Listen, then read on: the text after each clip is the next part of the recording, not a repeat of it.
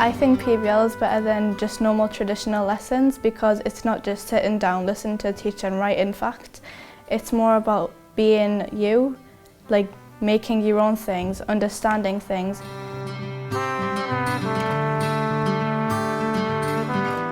In my opinion, it makes us more excited about going to school because, like, even though PBL is only on a Wednesday, I know that if, like, I have something to look forward to while going to school. You do see the impact constantly. Confidence is just coming on in leaps and bounds. I think project-based learning is a real positive in the new Ofsted framework for our curriculum implementation and our curriculum intent. Excelsior Academy on Tyneside has spent the last year introducing project-based learning. All Year 7s and 8s take part in it for 2 hours a week. The school has discovered there are almost no behaviour incidents on the days it happens, and it's improved attendance. What's making the difference? How do you go about developing a project? And what are individual students getting out of it? The fact that it's so creative and it's just interesting, and I love it. You have to work to get the result, and I think that's going to train us for the real world. Bye, Mum. Go to school. Bye. It's Wednesday, and that means it's no usual school day. Alyssa's got more than just the walk to Excelsior. Her project is about vulnerable people and how they can be helped. She and her classmates are going en masse to the centre of Newcastle on a 3-mile walk to see for themselves a kitchen providing free food for the city's homeless. My legs are killing me. I want to take a nap. We serve the people of Newcastle that are vulnerable. So that could be that they're either living on the streets, which would be a rough sleeper. Could be that they're homeless, but they might be sofa surfing and just not have somewhere to live there, or they might be living in poverty. How do you feel when you're serving the homeless people and the vulnerable people food and drink? We feel like we're doing something worthwhile. It's more pupil-led this time, where we facilitate the activities that happen, and then we're there to kind of guide them through with questioning, and then really kind of pulling apart what it is that they want to do. This is about kind of in the workplace, how are you going to be able to apply the skills of empathy, communication, problem solving, entrepreneurial as well, because they're going to be having to create these charities, their own little charities, and then the money from that will go towards People's Kitchen. These skills and competencies were identified right at the start of the project, working with Edge Future Learning, the North East Local Enterprise Partnership and the local community to figure out what school leavers in this area will need to make a success of their lives. At the start of each project, staff hold their curriculum planning meeting and put together the key cross-curricular activities that will build the appropriate skills and knowledge while mapping it to the national curriculum.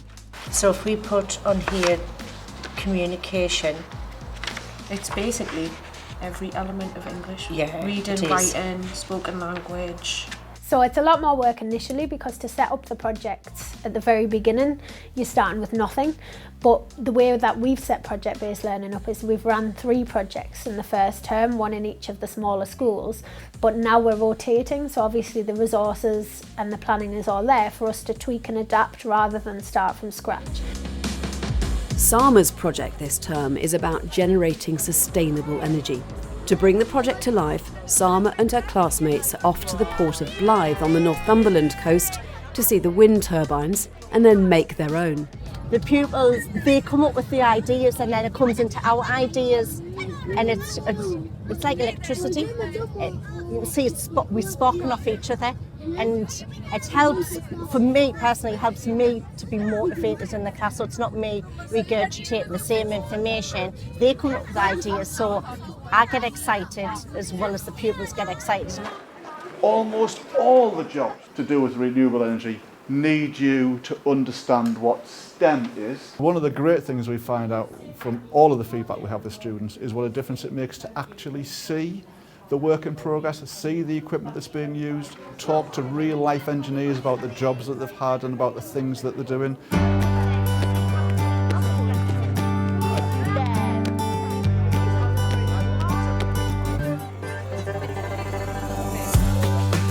Back at Excelsior, Sama and her team get to work on their very own invention, a gym that transfers energy from exercise so as to power household items. So what energy would that make? Kinetic energy. Yeah.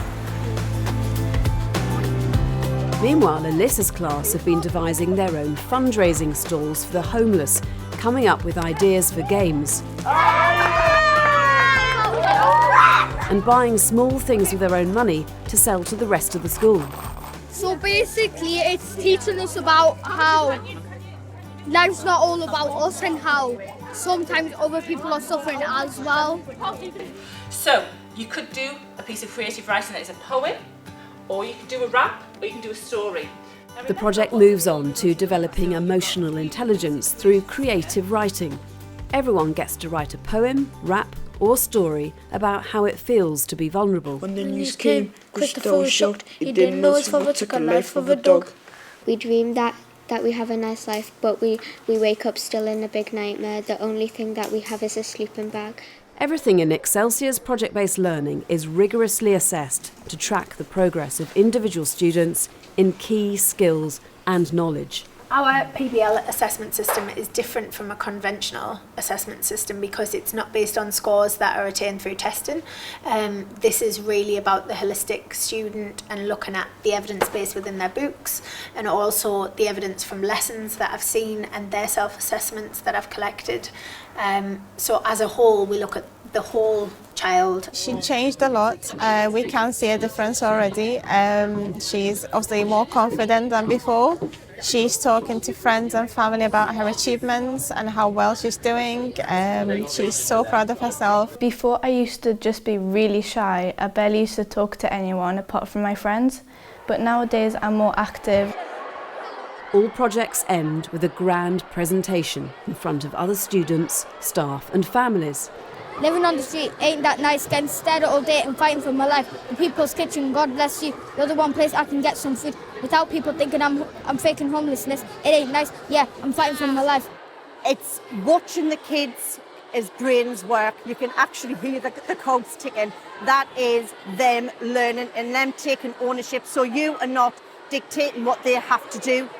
If you were to walk in my classroom, they're all in different stations and they're all doing their own work, regardless if they are EL, SEN or high ability. Mix the groups together and make sure that they've all got specific job roles that they need to do, which is good watching that. The benefit of being more interested in your learning is you're more likely to get good grades and good jobs, and then you're gonna get a living and stuff. The way the kids are interacting and they're taking ownership of it, that you can't get just from being in a classroom with, copying what's on the board. I've seen from my daughter, it works, the behaviour is amazing. And there's kids that normally are so shy and don't want to do this kind of thing of standing up and talking to even 5 people, never mind 50. And they're doing it, building these kids up in ways that a classroom normally can't. Excelsior carried out a survey among its students, and 75% said they now felt more confident, particularly with public speaking, after doing project-based learning. Next year, they'll expand the scheme to more pupils, building on the challenges of doing something different. So what's their message to other schools? I think be brave, be bold, but at the same time be realistic. And I think if you want to try it, do it with a small, dedicated cohort of staff that are willing to develop and adapt their pedagogy in a different way, and start it with positive staff and then see if you can grow it from there.